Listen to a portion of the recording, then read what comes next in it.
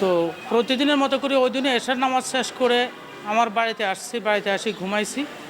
রাত আনুমানিক 9টার দিকে আসি ঘুমাইছি। ঘুমানোর পরে রাত 11টা নাগাদ আমার পুরা ঘর দুয়ার ঘেরাও করে পুলিশ সাথে আওয়ামী লোকজন ছিল। আমাকে এখান থেকে ধরে নিয়ে পুলিশ নাঙ্গলকোট থানায় আনে। থানায় আনার পরে 1 থেকে 1.5 মিনিট ওখানে অপেক্ষা করে আবার গাড়িটা টান দিয়ে সিধা লুদুয়া টুগুরিয়া রোডে, খিলা রোডের দিকে, ওখানে লুদুয়া টুগুরিয়া একটা জায়গা, গ্রামের নাম, ওখানে আসে দাঁড় করায়।